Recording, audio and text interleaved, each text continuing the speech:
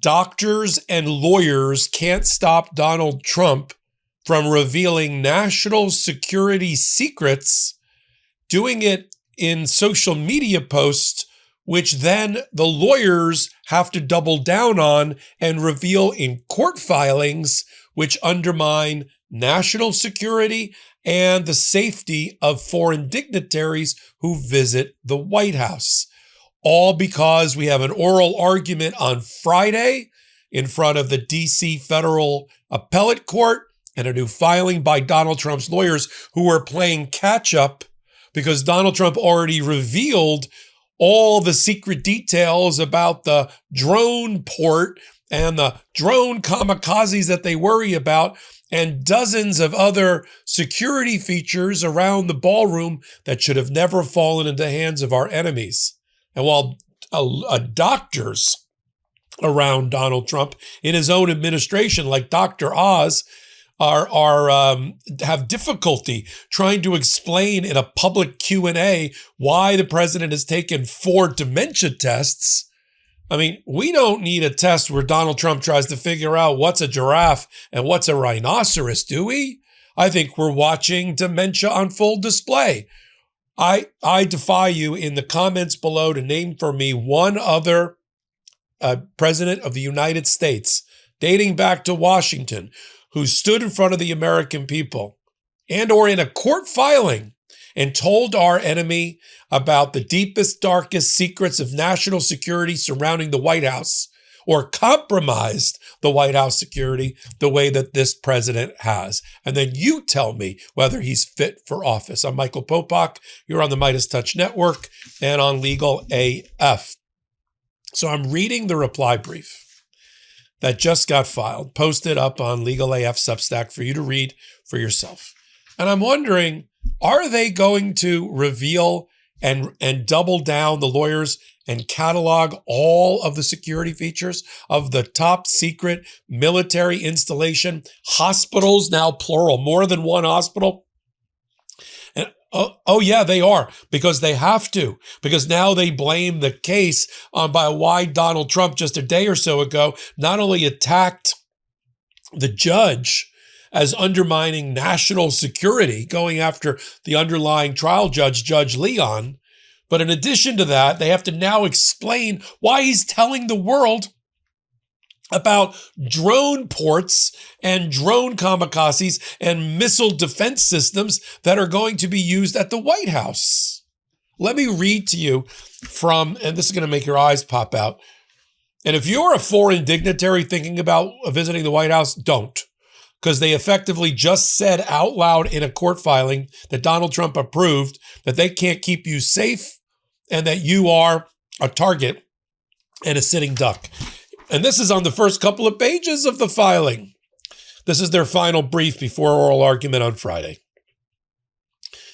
For the East Wing project answers that critical security need and ensures that the president can fulfill his constitutional duties in a safe and heavily secured facility. Okay, continue. From the deeply ensconced bunker and its attendant bomb shelters, more than one, hospitals, more than one, medical facilities, and other national security functions. Now, are you keeping this list at home? And I mean the enemies of our country. Look at this list. I don't want people to say, Popok, you're outing all of the security features. It's in the court filing. The highly sophisticated drone port mentioned twice in one page. Sniper nest atop the ballroom. Check. The complex is a highly knitted, unified whole. The project will finally allow presidents to safely host events like inaugurations, which, by the way, are always done outside, and state dinners with world leaders, including the King and Queen of the United Kingdom or President Xi of China, which are currently held in plastic tents that cannot even protect highly esteemed guests from inclement weather, let alone high-caliber bullets or kamikaze drones. You are a sitting duck if you visit the presidency and the White House over the next several years. But then the catalog goes on.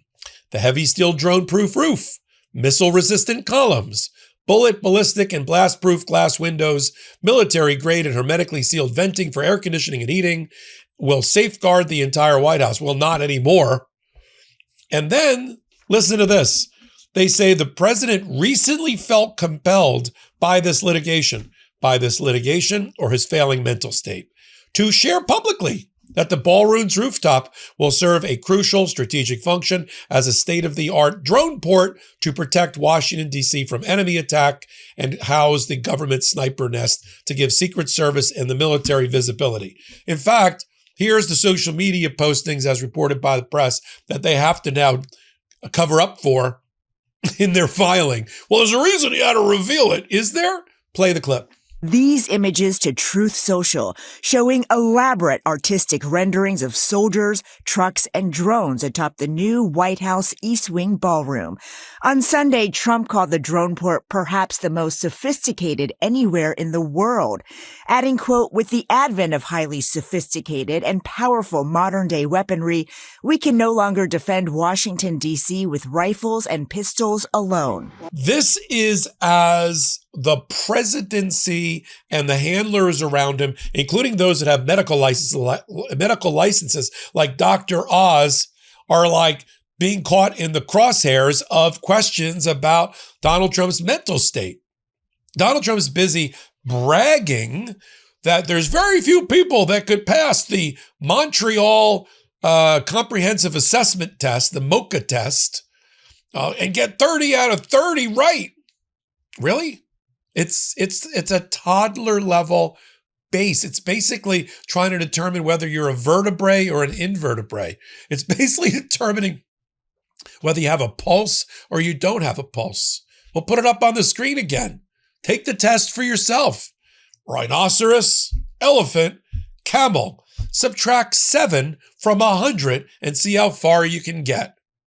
Are you kidding? Where do you live? Who are you? What is today's date and time and place? These are part of those 30 questions. Let me give you 5 concepts, words at the top of this test, and then 20 minutes later, I'll ask you to repeat them. Velvet, camera, woman, cup. Remember those words I gave you? Yes. Repeat them. I mean, this is the test. Here, watch Dr. Oz, who's a medical professional, struggle to answer those questions about Donald Trump's mental state. Play the clip. Yes, go ahead. Hey, I just wanted to follow up on her question behind me. If the president's in such perfect health, why does he keep going back in for checkups? I think he likes the results. He does really well. He aces the test every single day, and I do actually believe that he is curious to make sure everything is going in the right direction. He's a very meticulous person in so many ways that are often underappreciated. But for him to want to know all the numbers and keep on top of them, it's the same reason he calls people at odd hours, because something's on his mind and he wants to deal with it. Yes, in purple. You know that time of year when you finally stop hibernating and start getting back out there? Schedules fill up, weekends get busy, and this is when I start looking for clothes that are breathable, comfortable, and easy to wear. I've really been liking the Mack Weldon Ace collection lately. The pullovers and sweatpants are incredibly soft, super comfortable, and still look polished enough to wear out. The fit is easy and versatile. And honestly, it gives you that little confidence boost where you feel put together without even trying. Mack Weldon balances classic pieces with updated details like stretch twill chinos and button-ups that work from morning coffee to dinner plans. The clothes look classic, feel like performance wear, and they're effortless by design. Discover upgraded basics, fresh styles, and more at MackWeldon.com. Plus, get 20% off your first order of $125 or more with code LEGALAF. Get moving with Mack Weldon, comfortable anywhere. Go to MackWeldon.com and get 20% off your first order of $125 or more with promo code LEGALAF. That's MackWeldon.com. Code LEGALAF. So, as we get ready for the Friday oral argument, which we will live stream over on Legal AF YouTube channel, and I'll do under the live tab, and I'll do a pregame show. The problem with the argument, which is primarily for the Trump side, that the national trusts established by Congress doesn't have standing to to bring the lawsuit, doesn't have the ability, the injury. And they keep calling the person that brought the case a stroller who walked by the White House and doesn't like the way it looks. That's not what we're talking about. We're talking about the separation of powers. We're talking about Congress's power under Article 1 over all federal property in national parks. They point to a statute, they call it the organic statute, about national parks. That, well, Trump can do anything with a national park and he can get the budget after. No, the problem is he's raised the $400 million or whatever it's going to be from corporate donors. And there you have the pay-to-play problem. Whereas the amicus briefs that have been filed have said that this is a transactional president, a presidency for sale. And we have to worry about that. But then, of course, nowhere in their filing is the fact that they've asked for $1 billion from Congress to pay for the Golden Ballroom. So therefore, they want the money from Congress, but they don't want the oversight. And they continue to call the complete demolition and razing of the East Wing and all of its history, all of its First Lady history, to just be an alteration or an improvement. He gets to do that without congressional oversight. And that is a lie. Now, what Trump has tried to do, and we've been following it closely for the last 19 months, as soon as he came in, whether it was Stephen Miller, the Federalist Society, or Project 2025, the Heritage Foundation, it was just say everything's a national security risk. And that will expand your powers to the outer boundaries of presidential power, making you almost unstoppable, as the Supreme Court has laid it out. But if you don't say it's national security, you'll be stuck. So everything now is a national security risk. It's not a ballroom anymore, with ladies getting their high heels caught in the grass, which is what Donald Trump said in the past. It's an integrated knitted whole with multiple hospitals underground. Yeah, if I was an 80-year-old that was taking 4 annual exams in a year and multiple dementia tests, then I'd want multiple hospitals below ground as well.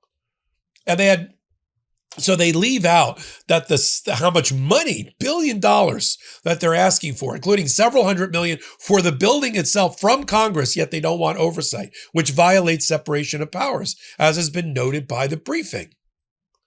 And in particular, they have no problem exploiting when somebody takes a pot shot towards the White House, which everything is characterized as an assassination attempt. That's the other tell for Donald Trump. Look, I'm not saying he hasn't been on the receiving end of more than usual of attempts, attempted shootings. However, not everything is an assassination attempt. If the shooter is a floor below when he's apprehended, is that a foiled assassination attempt? When the shooter is on a sidewalk out in front of the White House and he's shooting somewhere in the vicinity, is that an attempt to murder the president, which is what they said in their filing? But they'll never let any potential tragedy go to waste in the Trump administration, and they will cite to it. Here they ignore telling the appellate court, which I'm sure is aware of it, of the Senate rejecting the ballroom funding. But right on page 1, they basically amend the record, which they're not allowed to do, to talk about somebody trying to murder the president or an assassination attempt on the first lady, the vice president, and the president. They keep mentioning Melania as the first lady as if she's in the White House. You can put it in notes. When was the last time Melania was actually in the White House? As opposed to in Manhattan, as opposed to occasionally at Mar-a-Lago, and other things. Rarely. She wasn't, I don't think she was in the White House over Memorial Day weekend. That's a lie. But, they'll write anything in their briefing. You can read it for yourself. Now, what I expect to happen with a 3-judge panel, there's 1 Trumper on the panel, but then 2 people that aren't, is that there's going to be some very hard questions about standing, about the national trust. I think they're going to find standing, and they're going to get to the merits. Can Trump, under his own theories, simply knock over the White House and start all over again by claiming national security? In other words, if you don't cut him off at the knees now, what's to stop him from knocking over the White House? That's not secure either, to a bomb attack and kamikaze drones and missiles. It isn't right now as we're recording the video. So there has to be limits under Article 1 in terms of Congress, in terms of funding, in terms of knowing who's doing the funding, about whether there is corruption on full display related to the ballroom. These are the hard questions I'm sure we're going to hear from this appellate panel. Join us on Legal AF on, should be about 10 a.m. Check the programming guide on Legal AF. Under our live tab, I'll do a pregame about a half an hour before, give you the players, who's going to be doing the argument, who's going to be on the panel, and why that's probably good for the argument, as Donald Trump continues to bash the underlying judge, Judge Leon, as deranged. He's got, he's making the White House unsafe. And whenever he goes crazy before an oral argument, whether at the Supreme Court or the 3-judge panel, he knows he's going to lose. And we'll keep an eye on that here on Legal AF and MeidasTouch. Until my next report, this is Michael Popak. Want to stay plugged in? Become a subscriber to our Substack at MeidasPlus.com. You'll get daily recaps from Ron Filipkowski, ad-free episodes of our podcast, and more exclusive content only available at MeidasPlus.com.